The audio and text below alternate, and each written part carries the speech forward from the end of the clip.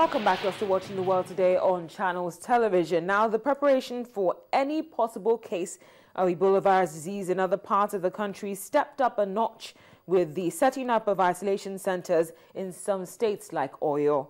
Kaduna State has reportedly increased training sessions and the provision of personal protective equipment. In this report, our correspondent Mary Alale Yusuf takes a look at what's being done to prevent the disease from getting a grip on the country.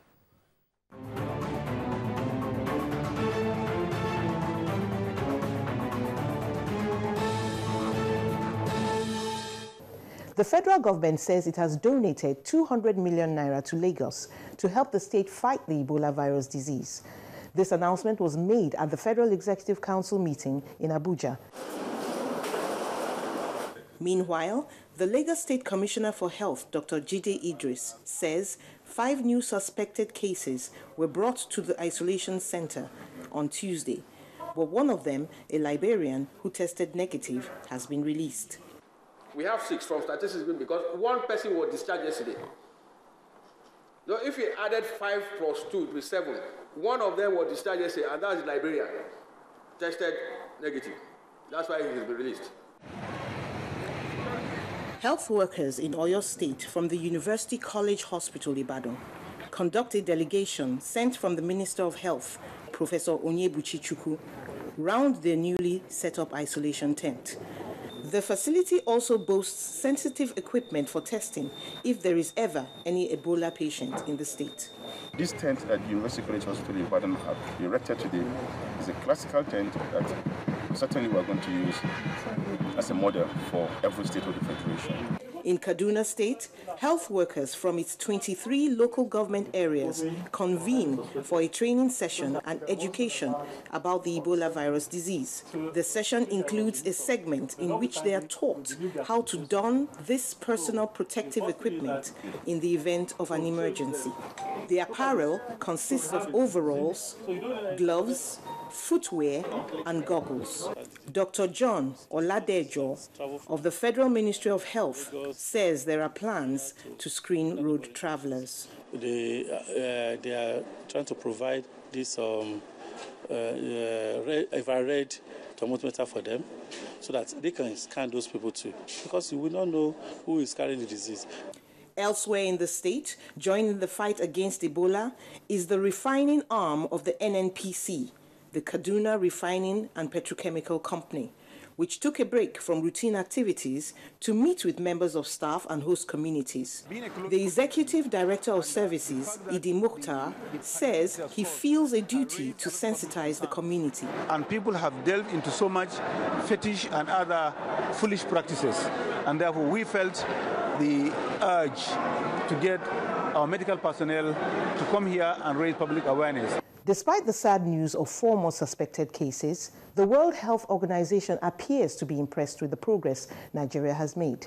The World Health Body says in a publication on its website that the country's contact tracing and management gives indications that the spread of the virus can be contained. Mary Alale Yusuf, Channels Television News.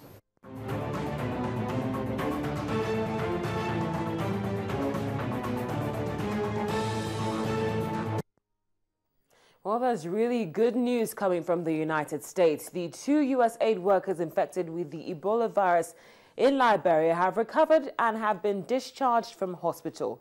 33-year-old Dr. Ken Brantley thanked supporters for their prayers at a news conference in Atlanta, and 59-year-old Nancy Wrightball was also discharged. The 2 were brought to the U.S. for treatment 3 weeks ago, and the outbreak has killed more than 1,300 people in West Africa alone, with many of the deaths occurring in Liberia.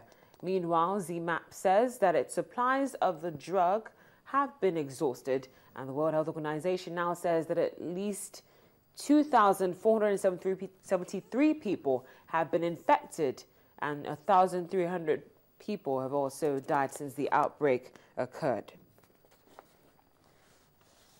While police in Liberia's capital, Monrovia, have fired live rounds and tear gas during protests after a quarantine was imposed to contain the spread of the deadly Ebola virus. Residents of the capital's West Point slum area say the barbed wire blockade stops them from buying food and also working.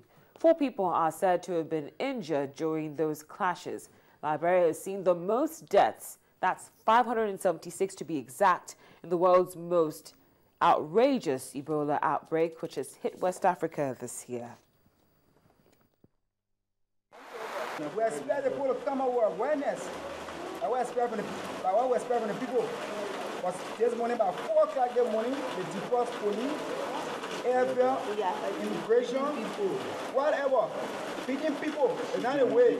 My personal opinion is very, very bad. It's very, very bad. Because now, as you can see, the area is a business area. Nobody's selling now. You can even cross, you don't try to make water, even come to your own area, it will stop you from coming to your place.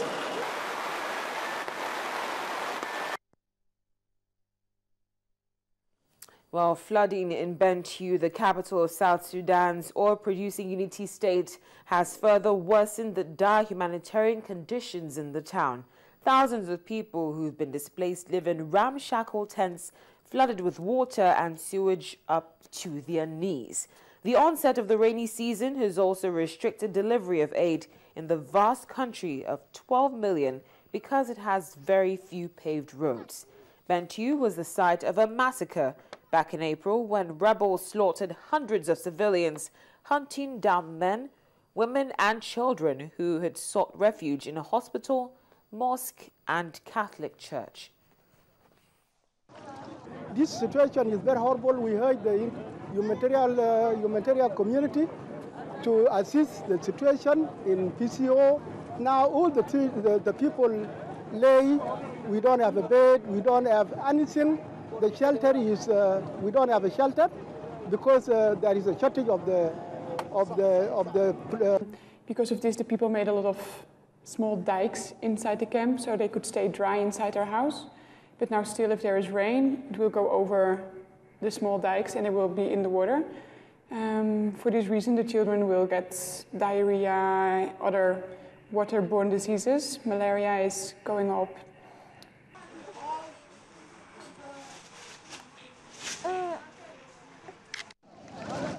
Well, in spite of the situation in South Sudan, the capital has recently played host to the Fashion and Arts for Peace Festival in the country to raise money and awareness on the plight of thousands of South Sudanese who have been affected by the country's current political crisis. The world's newest nation has been besieged by a political crisis where at least 10,000 people have been killed since fierce fighting erupted in the country back in December last year, pitting President Salva Kiir's government forces against supporters of Riek Machar, who's his former deputy and long-time political rival.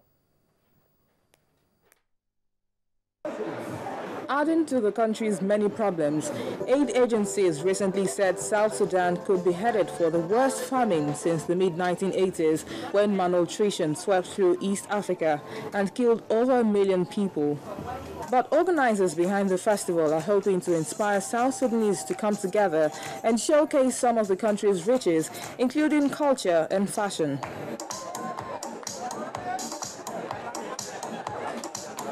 In its second edition, the festival aims to promote peace and tolerance in South Sudan through its artistic expression. But it's not just about dazzling designs on the catwalk. The show also featured dancing, singing,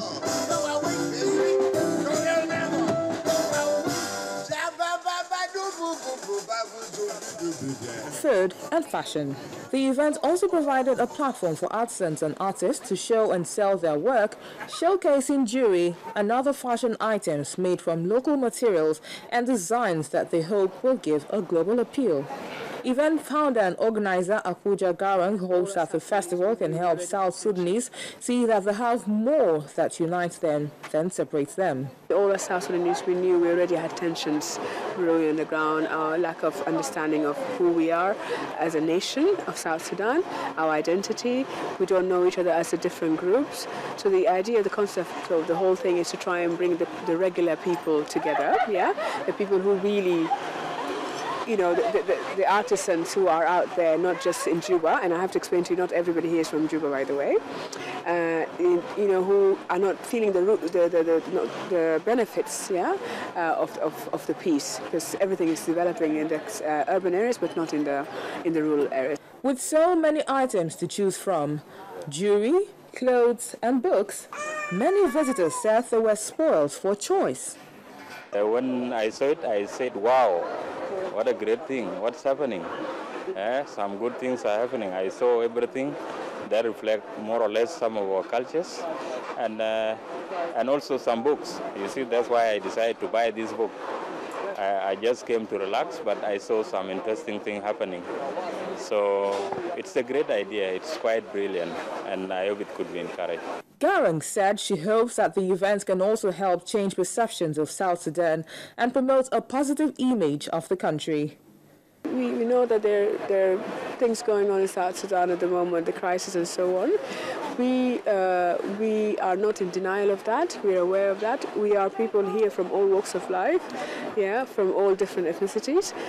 We were able to show, you know, one face and, you know, working together in the spirit of hoping that, you know, there will be peace and that we can still live together.